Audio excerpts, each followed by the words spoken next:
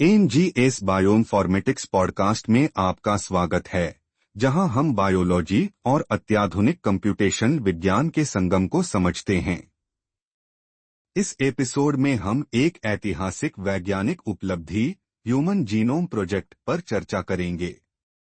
यह प्रोजेक्ट कैसे शुरू हुआ, इससे हमने क्या सीखा और आज के नेक्स्ट जनरेशन सीक्वेंसिंग एनजीएस के युग में इसकी क्या अहमियत है। आइए इस जीवन की किताब की कहानी को समझते हैं।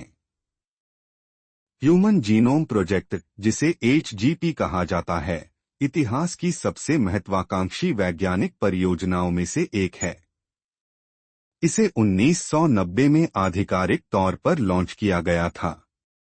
यह एक अंतर्राष्ट्रीय सहयोग था, जिसका लक्ष्य पूरे मानव जीनोम का अनुक्रमण करना था, 3 अरब से अधिक बेस पेयर्स को पढ़ना और समझना। कल्पना कीजिए कि एक किताब है जो मानव शरीर को बनाने और संचालित करने के निर्देश देती है। एचजीपी ने इस जीवन की किताब को डिकोड करने की कोशिश की, सभी जीन की पहचान करने और उनके कार्यों को समझने का। ह्यूमन जीनोम प्रोजेक्ट से पहले हमारा जेनेटिक्स का ज्ञान ऐसा था जैसे किसी पहेली को हल करने की कोशिश करना, जिसमें बहुत कम टुकड़े उपलब्ध हों। एचजीपी ने पूरे चित्र को स्पष्ट किया। यह दिखाया कि मनुष्यों के पास लगभग 20,000 से 25,000 जीन होते हैं। आश्चर्यजनक रूप से केवल 1.5% जीन प्रोटीन बनाने के लिए कोड करते हैं। बाकी के नॉन कोडिंग क्षेत्र, जिन्हें पहले जंक डीएनए कहा जाता था, वास्तव में कई महत्वपूर्ण भूमिकाएं निभाते हैं। एचजीपी के प्रमुख परिणामों में से एक था उन जीन की पहचान करना जो कैंसर, डायबिटीज और अल्जाइमर जैसी बीमारियों से जुड़े हैं। इससे लक्षित उपचार और पर्सनलाइज्ड मेडिसिन का रास्ता खुला। बायोइन्फॉर्मेटिक्स के लिए यह एक गेम चेंजर था। इतने बड़े डेटा को संभालने के लिए एल्गोरिदम, सॉफ्टवेयर और डेटाबेस विकसित किए गए, जो आज भी उपयोग किए जाते हैं।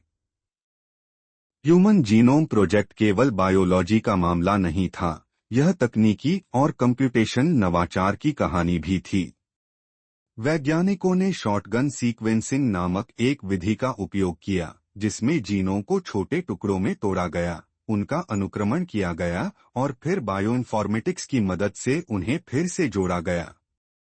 इसके लिए बायोइन्फॉर्मेटिशियन ने अनुक्रम संरेखण, सीक्वेंस अलाइनमेंट, जीनोम असेंबली और एनोटेशन के लिए उपकरण विकसित किए।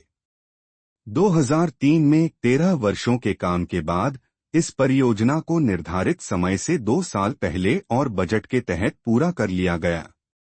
यह वैश्विक वैज्ञानिक सहयोग की शक्ति का प्रमाण था। आज की दुनिया में ह्यूमन जीनोम प्रोजेक्ट की विरासत जीवित है। इसने नेक्स्ट जनरेशन सीक्वेंसिंग एनजीएस की नींव रखी, जो कुछ ही घंटों में पूरे जीनोम का अनुक्रमण कर सकती है।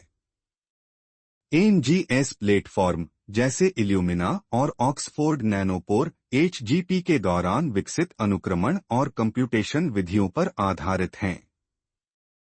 आज बायोइन्फॉर्मेटिशियन हजारों जीनोम के डेटा का विश्लेषण करते हैं, जेनेटिक विविधता, रोग तंत्र और विकासवादी जीव विज्ञान के रहस्यों को उजागर करते हैं। उदाहरण तो आपको 20 साल पहले पूरे हुए एक प्रोजेक्ट की परवाह क्यों करनी चाहिए? ह्यूमन जीनोम प्रोजेक्ट ने हेल्थ केयर को बदल दिया है, पर्सनलाइज्ड मेडिसिन को वास्तविकता बना दिया है। अपने अद्वितीय जेनेटिक मेकअप को समझकर डॉक्टर आपको विशिष्ट इलाज दे सकते हैं। एचजीपी ने बायोइन्फॉर्मेटिक्स टूल्स को भी लोकतांत्रिक बना दिया।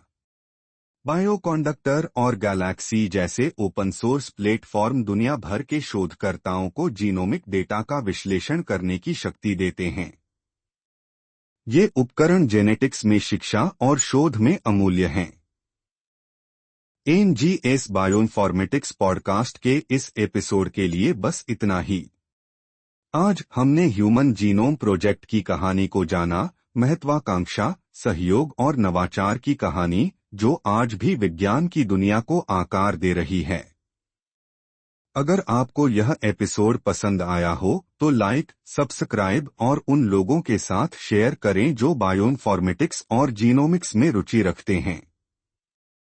हमारे अगले एपिसोड के लिए बने रहें, जहां हम एनजीएस की मूलभूत बातों और इसके अनुसंधान में क्रांति लाने के तरीकों पर चर्चा करेंगे। सुनने के लिए धन्यवाद और याद रखें, विज्ञान ब्रह्मांड की भाषा है और बायोइन्फॉर्मेटिक्स इसका अनुवादक। फिर मिलेंगे।